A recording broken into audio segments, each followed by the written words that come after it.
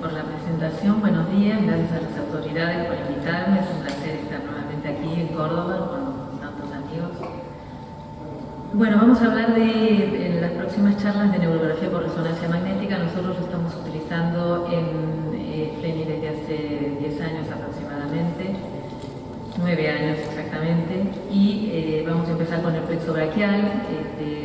Cuando empezamos con esto era mucho más sencillo para mí porque siempre hice cabeza y cuello, así que después tuvimos que abarcar otras áreas, entonces ahí ya se imbrica con otras subespecialidades como es osteoarticular.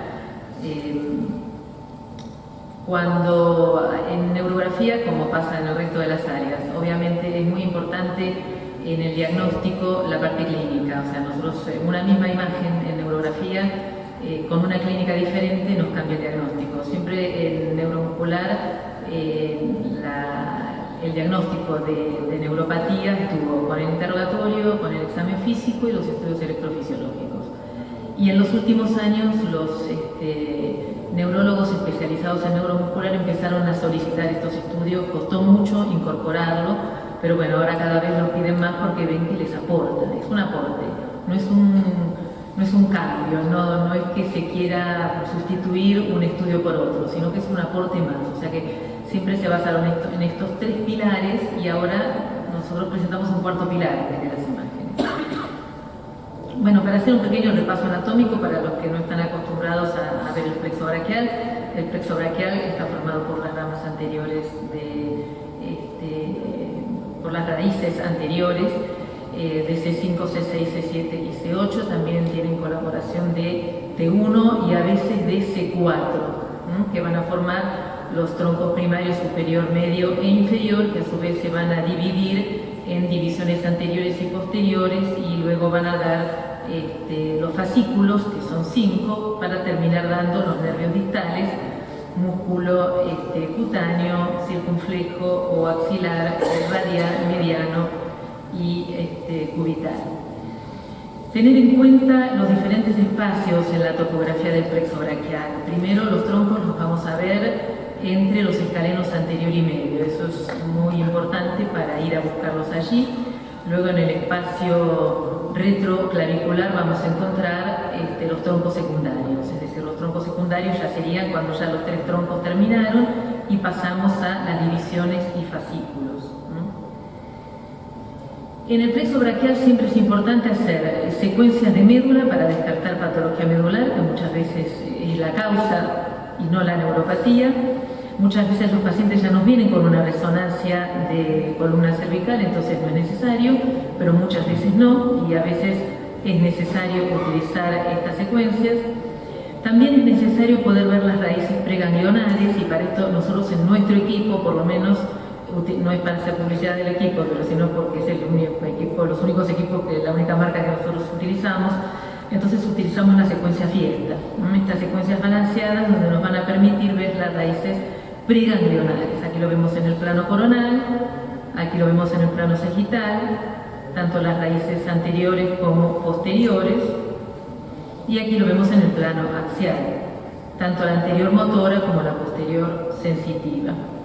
Y luego pasamos a las secuencias puramente neurográficas, donde vamos a estudiar, tanto sea en reconstrucción con MPR o en reconstrucción MIP, los diferentes segmentos. Aquí podemos ver en el plano coronal o parasagital C5, C6, C7 y C8.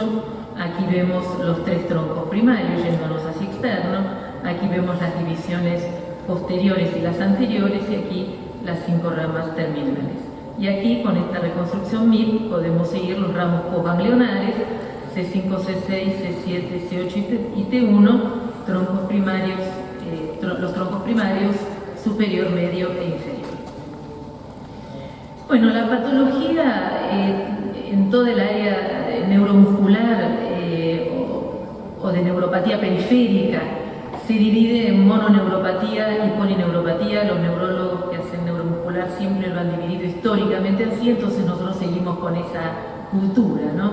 Entonces, dentro de las mononeuropatías, el trauma, el atrapamiento, los tumores, algunos procesos infecciosos inflamatorios, y dentro de la polineuropatía hay muchos procesos. Al principio nosotros veíamos todo igual, era mono o era poli, después empezamos a diferenciar diferenciar que dentro de las polineuropatías había algunas que se veían diferentes de otras, como vamos a ver, pero fíjense en el listado que son muchísimas, desde las hereditarias como el Charcot-Meritus a todas las adquiridas.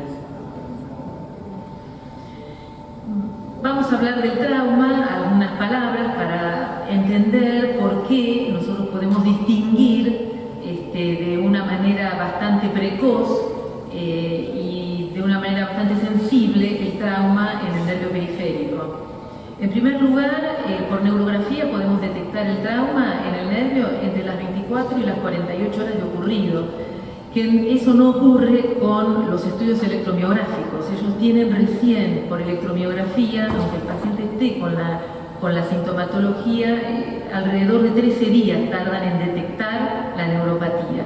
Por lo tanto, tienen esa ventana donde no tienen diagnóstico salvo clínico. Entonces ahí se pierde mucho tiempo, que nosotros podemos acelerar. El primer grado de trauma, esta es una clasificación muy antigua que usan los neurólogos, pero que se incorporó también en la neurografía. El menor trauma es la neuropraxia, que es el edema. Nosotros lo vamos a ver en el nervio como edema, hiperseñal en T2, engrosamiento del nervio. Es un trastorno transitorio que luego se recupera ad integrum, es lo más leve. El segundo periodo, digamos, de gravedad sería la axonotmesis. La axonotmesis ya hay lesión de fascículos, hay lesión de axones, entonces por eso vamos a tener una degeneración valeriana distal. Entonces ahí no vamos a tener solamente el hiperseñal en el sector de la lesión, sino toda la degeneración valeriana distal. Que a eso después le vamos a agregar que también vamos a ver un enlentecimiento del flujo axoplásmico prelesional, que entonces vamos a ver todo un segmento largo, aunque la lesión es muy pequeña. Eso tarda más en reconstituirse, lleva más tiempo, a veces la reconstitución es ad integrum, no siempre, a veces queda secuela. Pero como no hay discontinuidad del epineuro, de las cubiertas neurales, hay reconstitución, y porque los axones tienen esa facilidad de entre 1 y 2 milímetros diarios de reconstitución, entonces en general hay una reconstitución ad integrum. En la neurotmesis es el grado más severo, ahí hay discontinuidad de todo, de fibras, tanto de axones, fascículos y de las cubiertas. Entonces, en esos casos ya vamos a tener la fibrosis posteriormente, o sea, el neuroma. El neuroma puede ser terminal o por continuidad. En el caso de las lesiones traumáticas del plexo braquial específicamente, es muy importante poder distinguir cuando una lesión está localizada adyacente a la médula, entonces ahí vamos a hablar de avulsión, que puede ser parcial o completa, ya sea de la raíz dorsal, ahí este sería el ganglio anexo a la raíz dorsal, o de la raíz ventral, o si ya es de cuando se formó el nervio espinal, o cuando ya es posganglionar. Entonces, en ese caso, vamos a utilizar la secuencia fiesta para poder ver las lesiones preganglionares y vamos a utilizar el resto de las secuencias neurográficas para poder ver lo posganglionar. Esto es muy importante para poder diferenciar las lesiones preganglionares de las posganglionares, porque por lo menos en nuestro país, hasta donde yo conozco, las lesiones preganglionares no se tratan porque son avulsiones y no tienen reconstitución ad integrum, y las posganglionares se pueden reparar quirúrgicamente con transposición del nervio. Entonces es muy importante poder diferenciar una de otra. Eso es lo que ocurre con la parálisis braquial obstétrica o neonatal, que tenemos dos tipos: la ERG Duchenne, que es la avulsión del tronco primario superior, o C5 o C6, a veces ampliada cuando también compromete C7, donde clínicamente solamente va a afectar el hombro y la flexión del codo. Es la más común, a veces hay participación de C4, entonces como C4 forma parte del nervio frénico, vamos a tener también una parálisis del diafragma, y en menor medida de otras raíces. Y luego está la parálisis obstétrica inferior, que es menos frecuente, que ya es la avulsión de C8T1, y en ocasiones es ampliada y también afecta C7. Ya acá vamos a tener, como en la foto de este bebé, la afectación de C8T1, o en este caso completa, va a tener también la función del codo y de la muñeca, va a tener la mano invertida. Hay que tener en cuenta que si también se afecta por abulsión de raíz preganglionar la médula, entonces también puede tener un síndrome de Claude-Bernard-Horder por afectación de raíces de la vía simpática cervical. Aquí vamos a ver un caso en un niño que ya tenía 20 meses, o sea que ya está secuelado, con una lesión post-ganglionar. Miremos primero las imágenes de abajo, desde C5 hasta D1 vemos todas las raíces preganglionares. Se pueden seguir, acá mostramos algunas de las imágenes, pero las vamos reconstruyendo y vemos que están completas. O sea que podemos distinguir con esto en el momento, inclusive al mes, si nos derivan al paciente, que es una lesión preganglionar. Esto es muy importante porque les cambia totalmente el pronóstico. Habitualmente los pediatras esperan hasta el 6º mes la recuperación espontánea. El 80% de las PBO se recuperan espontáneamente. Entonces esperan hasta los 6 meses. Si podemos hacerle un estudio previamente, ya por lo menos van a saber el pronóstico y también van a poder actuar. Aquí vemos en este caso que tenía lesiones postganglionales. Vemos en este caso una lesión de C5, vemos una lesión de C6, o sea que era una parálisis de Duchenne. Aquí lo vemos en esta otra secuencia, también ponderada en T2, y vemos que el resto de las raíces C7, C8 y T1 eran normales. Este es otro caso, pero diferente. Ya este chiquito tiene 11 meses con una parálisis neonatal, y fíjense cómo se pueden ver del lado normal las raíces preganglionares que están intactas. Sin embargo, en esta parálisis, que era una parálisis completa, tiene una lesión parcial de C5. Fíjense que está engrosada, la otra la veo normal, C5 está engrosada, pero tengo una abulsión de C6, C7 y C8. Y aquí vemos C5, que si bien tenía una abulsión parcial, vemos que postganglionar está afectada y prácticamente no veo el resto de las raíces postganglionares porque están aquí arrosariadas, acumuladas por la abulsión completa que tienen desde su origen.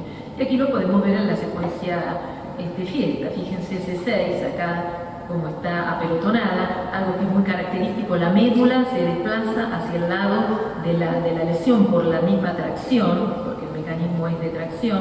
Aquí vemos lo mismo en C7, fíjense C7 del otro lado, que bien que se ve, y como faltan aquí, que además tiene un pseudomeningocele. El pseudomeningocele históricamente para nosotros era sinónimo de abulsión. El pseudomeningocele no es hoy día sinónimo de abulsión. El pseudomeningocele solamente significa que hay una ruptura o laceración de la dura madre. Puede haber lesión de raíz o no. Muchas veces, como la dura madre es más dura que la raíz, hay abulsión, pero no es sinónimo, como históricamente teníamos ese concepto. Bueno, aquí tenemos una Duchenne ampliada en una niña de 5 meses. Vemos las raíces preganglionares que están intactas, pero tenemos lesión de C5, C6, C7, C8 prácticamente no la veo. Aquí vemos el engrosamiento de todas las raíces. Aquí vemos ya la formación de un neuroma por contigüidad. Fíjense el engrosamiento, fíjense la baja señal, lo que indica la presencia de fibrosis. Recuerden ver los diafragmas, en este caso estaba normal, y recuerden también poder ver dentro de lo que es la PBO, poder estudiar todo, como es un bebé bien chiquitito, hacer un FOB ampliado, cosa de poder estudiar los hombros y ver los problemas secundarios de la PBO, que es el hombro. Entonces el hombro hay que estudiar los ángulos para poder ver el ángulo de versión, el eje acetabular, y poder ver si la cabeza está subluxada o si está en anteversión. Aquí vemos ya en un adulto, esto es un caso mucho más grosero y más sencillo porque vemos múltiples pseudomenigoceles y prácticamente las raíces no la vemos. Es un trauma por accidente de moto, en el adulto es la causa más frecuente, donde vemos este engrosamiento de raíces distales, ¿no? Toda esta degeneración valeriana. Comparen con el lado contralateral, ahí la raíz anexa, el ganglio anexo a la raíz dorsal y C7 y C8 normales, fíjense del otro lado, están ausentes y aquí totalmente aglomeradas. Y por supuesto vemos los pseudomenigoceles muy grandes, llenos de líquido cefalorraquídeo, y los cambios secundarios denervatorios, en este caso subagudos, como lo vemos aquí sobre el supraespinoso o infraespinoso, aquí también mostrando algo de cronicidad, la disminución del atrofismo y la infiltración adiposa. Otra de las causas es el síndrome de la abertura torácica, donde, bueno, aquí mostramos una TC donde vemos una megapófisis transversa en un chico de 26 años, con dolor, con atrofia ya de los músculos y trastornos sensitivos en el miembro superior izquierdo. Veíamos una megapófisis transversa, pero además tenía este ligamento que se confirmó quirúrgicamente, que estaba generando esta compresión sobre las raíces inferiores, y solamente seccionaron el ligamento, no tocaron la apófisis transversa ni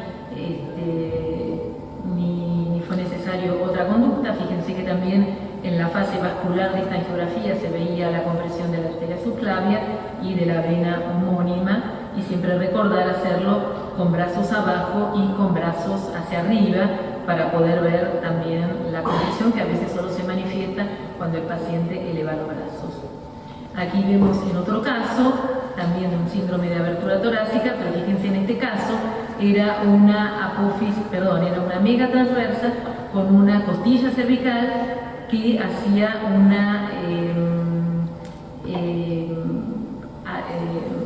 que articulaba con la segunda costilla. Entonces era bilateral y generaba esta compresión. Fíjense ahí en el plano sagital cómo se ve la clavícula, cómo se ve ahí las raíces secundarias, los troncos secundarios, y cómo se ve ahí la articulación entre la segunda costilla y esta otra costilla cervical, y ahí como generaba también la afectación vascular. Los tumores son de la vaina, no son muy frecuentes. En el caso nuestro, como es una institución de derivación, los vemos con mucha frecuencia. El tumor más común es el schwannoma, como fue en este caso. En este paciente fue un hallazgo, y bueno, el tumor de la vaina neural, como habitualmente se ve, en general es pequeño, es también delimitado. En este caso veíamos que se continuaba con la raíz C7 y se confirmó luego quirúrgicamente que afectaba la raíz C7. Es muy importante darles al cirujano la localización exacta, a cuántos centímetros en todo caso está de la emergencia radicular, para que ellos sepan ubicarse, para saber qué abordaje tiene que hacer, porque cada vez los abordajes son más pequeños. Bueno, en este caso fue un paciente que vino con un dolor neuropático.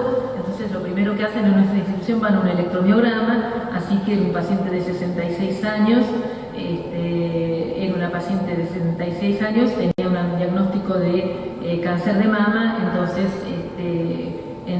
pudimos ver rápidamente que tenía una masa que estaba comprimiendo e infiltrando los troncos inferiores y el tronco medio. Aquí la podemos ver también con realce post-contraste de forma heterogénea en una recurrencia. Y aquí se veía en PET, y secundariamente tenía esta otra lesión que pudimos verla en el retrospectivo nosotros, ósea, en columna cervical. En este paciente también vino con un dolor de hombro muy fuerte, que tenía 3 meses de evolución, que había estado por varias instituciones, y bueno, lo mandaron directamente para hacerle el plexo braquial con afectación de raíces inferiores, y bueno, en realidad nos encontramos con un tumor de pulmón. Entonces luego se hizo una tomografía, que bueno, aquí no la muestro, pero veíamos el encasement de la arteria subclavia y el compromiso de todos los troncos secundarios del plexo braquial con una adenopatía adyacente. Y dentro de las polineuropatías, bueno, hay un montón. Al principio nos costaba mucho poder diferenciar una de otras, pero luego empezamos a distinguirlas. Una de ellas es esta, que es el síndrome de Parsonage-Turner. Nosotros vemos con bastante frecuencia, esto se ve en pacientes jóvenes en general, un poco más frecuente en varones, también se ven chicos, con un fuerte dolor de hombro y una rápida atrofia, que en una semana el dolor se les va, pero aparece una atrofia muy rápida y que encontramos en la literatura, y que aquí lo tengo al doctor Jairo, que es el que me avisó de que lo buscáramos, y lo empezamos a buscar, pero ustedes van a ver como unas pequeñas estructuras, primero como un edema perineural y luego como pequeñas estructuras, como ven acá o como se puede ver acá, que nos permiten, o segmentos afectados, fíjense acá, como pequeñas, como un arrosariamiento, donde además de los cambios característicos de los cambios denervatorios en periodo agudo subagudo en los músculos del manguito rotador, acá el serrato, el supra, el infra, y afectación también de otros nervios que habitualmente en las polineuropatías por ahí no se afectan, como es el serrato anterior, como es el supraescapular, que son muy característicos del personaje estándar. Los pacientes diabéticos, la neuropatía diabética cada vez se ve con más frecuencia, y entonces cuando tenemos un paciente diabético con una neuropatía, lo primero que tenemos que sospechar es que sea de causa diabética. En general son pacientes que no tienen